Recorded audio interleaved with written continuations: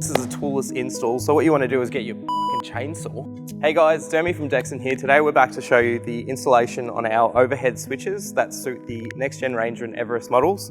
In terms of compatibility, it's basically any of the models that are pre-fitted with the auxiliary overhead switch panel, and you can also opt for it in certain vehicles as well. These are a direct swap-in replacement for the auxiliary 1 to 6 switches that are pre-fitted in that panel. In terms of what you're going to need for installation on this one, it's quite simple. You're just going to need a trim puller, and included with every purchase is a little screwdriver that'll just help you get the switches off and replace them.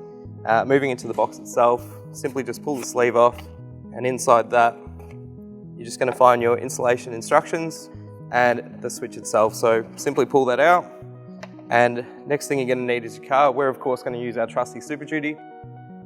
Alright, so starting out, basically all we need to do is put a bit of pressure on that, and with your trim tool just reach under around these edges here. Start from where the switch panel itself is and work your way towards the mirror.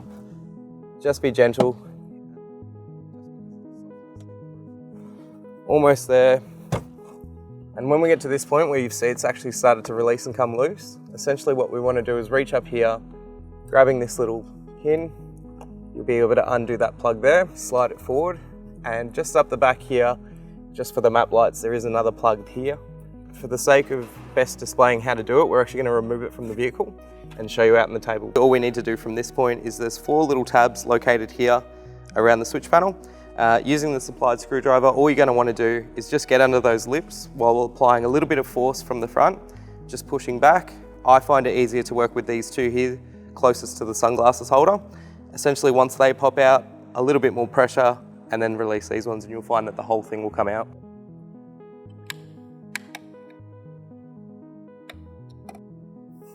Come on.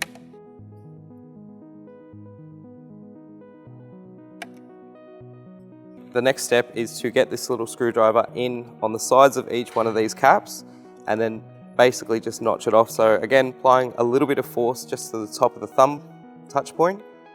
We want to just work our way under, and as you lift that edge, you'll see there that it's disconnected from the tab. I find it again easier just to work my way from the inside out. And as we've done that, it's now released and free, and we can swap the other ones in. Just do that for the next 5 switches.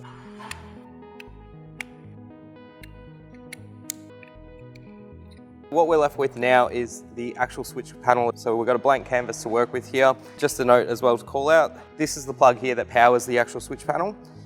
These 2 ports here are 5 and 6, so any driving beams, driving light, make sure that you put them to the relevant one here, so 5 and 6. We're going to do that right now. So our light bar up on the roof, that's actually wired into auxiliary 5s. What you need to do is just align the little arm with the opening here. Once that guides in, just a little bit of pressure, and you'll see it will clip into the tabs, and there we go. Make sure that you've got the order that you want correct.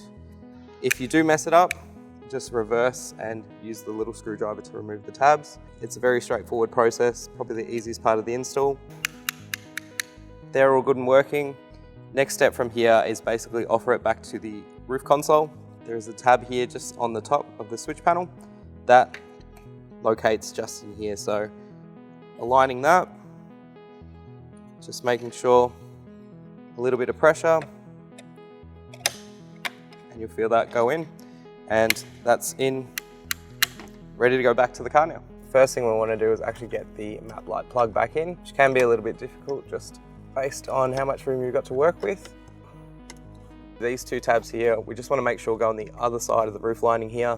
When you get to this angle here, we're just going to grab the plug back up here, pop that in, and now we're going to work our way around. Just make sure down here that you've got all the roof lining tucked under the lip, because that can make it a little bit harder. You just want to find those first couple tabs, not too much force, there we go, and then work your way up.